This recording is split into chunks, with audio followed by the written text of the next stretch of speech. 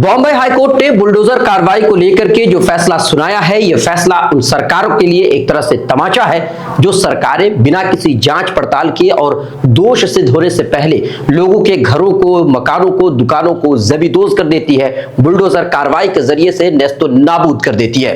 True reports में आपका स्वागत है, मैं हूं आपके साथ मुनव्वर आलम। बॉम्बे हाईकोर्ट ने बुलडोजर कार्रवाई पर फैसला सुनाते हुए कहा कि फहीम खान की वालिदा को या तो घर बनाकर दो या फिर हर्जाना भरो। बॉम्बे हाईकोर्ट का यह फैसला इसलिए अहम है क्योंकि सरकारें बिना किसी जांच पड़ताल के सिर्फ मजहब की बुनियाद पर या मजहब देखकर बुलडोजर एक्शन पर उतारू हो जाती है और ऐसे में बिना किसी मोहलत दिए करोड़ों के मकानों को जमींदोज कर देती है। फहीम खान का मामला भी कुछ ऐसा ही था।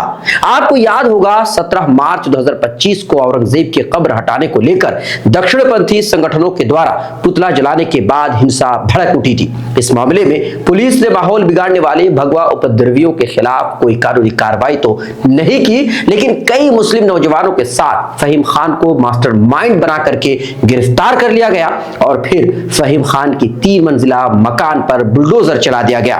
दिलचस्प बात यह है कि यह मकान फहीम खान की वालिदा यानी उनके मां के नाम पर था। नागपुर म्युनिसिपल कॉर्पोरेशन ने 24 घंटे का नोटिस देकर के 3 मंजिला इमारत को गिरा दिया। इस मामले को लेकर बॉम्बे हाईकोर्ट ने सख्त रुख अपनाया। म्युनिसिपल कॉर्पोरेशन को बॉम्बे हाईकोर्ट ने कहा है कि या तो फहीम खान की फैमिली को घर बना करके दो या फिर हर्जाना भरो।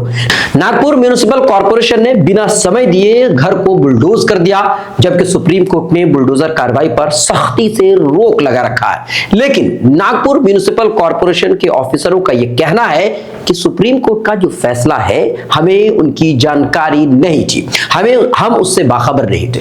लेकिन आपको लगता है क्या कि जानकारी नहीं रही होगी? इसमें जानकारी की कोई बात ही नहीं है। बात यह है कि जिसे गिरफ्तार किया गया है अगर वो मुस्लिम है तो उनके घरों को, उनकी दुकानों को बुलडोज करने का अधिकार प्रशासन के पास कहीं ना कहीं से आ ही जाता है। इसी फरवरी महीने को ही इसी तरह का एक आदेश इलाहाबाद हाईकोर्ट ने भी सुनाया था। इलाहाबाद हाईकोर्ट ने उत्तर प्रदेश में चल रहे बुलडोजर कार्रवाइयों पर सख्त रुख अपनाते हुए उत्तर प्रदेश हुकूमत को हिदायत दी थी कि जब तक फाइनल फैसला नहीं होता है तब तक किसी भी जायदाद को बुलडोज न किया जाए। इलाहाबाद हाईकोर्ट ने उत्तर प्रदेश सरकार से सख्त सवाल करते हुए यह भी कहा कि किसी जुर्म के फौरन बाद किसी के घर को बर्बाद करना प्रशासन के द्वारा अपने अधिकारों का गलत इस्तेमाल नहीं तो और क्या है।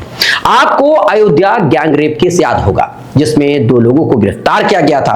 एक सपा के नेता मोहित खान थे और एक दूसरा मोहित खान की बेकरी में काम करने वाला राजू खान था। इस केस में सपा के नेता को मुख्य आरोपी के तौर पर पेश किया गया था और एफआईआर होने के फौरन बाद उनके कॉम्प्लेक्स और उनकी बेकरी को बिना समय दिए दोष सिद्ध होने से पहले ही बुलडोज कर दिया गया। सब कुछ तहस नहस कर दिया गया, बर्बाद कर दिया गया। हैरान करने वाली बात यह है कि 28 जनवरी को कोर्ट ने फैसला सुनाते हुए मोहित खान को बाइज्जत बरी कर दिया और बेकरी में काम करने वाले राजू खान को दोषी पाया गया। अब यहां पर सवाल यह खड़ा होता है कि जिस तरीके से बिना जांचे पड़ताले दोष सिद्ध होने से पहले ही मोहित खान की बेकरी और उनके कॉम्प्लेक्स को बुलडोजर कार्रवाई के द्वारा बर्बाद कर दिया गया, क्या अब सरकार अपनी गलती मानकर उनको हर्जाना देगी? यही सवाल हर बार उठता है कि क्या बुलडोजर कार्रवाई करना सही है, और वो भी तब जब दोष सिद्ध ना हो। यहीं पर बस नहीं होता है, बल्कि उत्तर प्रदेश के हमीरपुर के फहीमुद्दीन के घर को भी बुलडोज करने का नोटिस दे दिया जाता है, जबकि उनका नाम एफआईआर तक में नहीं होता है। लेकिन उनके रिश्तेदार अफान खान के खिलाफ पुलिस ने मुकदमा दायर किया था, एफआईआर दर्ज था। बस रिश्तेदार होने की वजह से फहीमुद्दीन पर उनके घर पर बुलडोजर चलाने के लिए नोटिस भेज दिया गया, यानी उनका घर बुलडोजर कार्रवाई के कगार पर था। पर इलाहाबाद हाईकोर्ट के जस्टिस अतुल श्रीधरन की बेंच ने इस मामले को गंभीरता से लेकर के उत्तर प्रदेश सरकार को सवालों के कटघरे में खड़ा किया। तब जाकर के फहीमुद्दीन की जान में जान आई। वैसे उत्तर प्रदेश सरकार को संविधान से मतलब कम ही है, बुलडोजर कार्रवाई पर इनको भरोसा ज्यादा है। यही वजह है कि बार बार फटकार खाने के बाद भी सुधरने को तैयार नहीं है।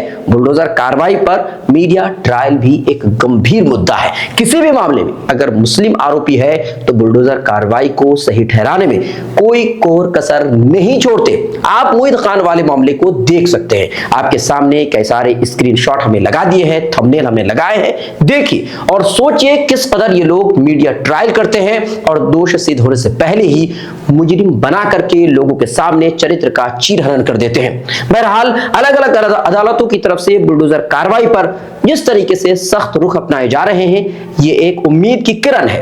पर देखना यह होगा कि सरकारें अदालतों के फैसले का सम्मान करती है या नहीं। आपकी इस पर है क्या राय, आप हमें जरूर बताएं। अभी तक के लिए इतना ही, बहुत बहुत शुक्रिया।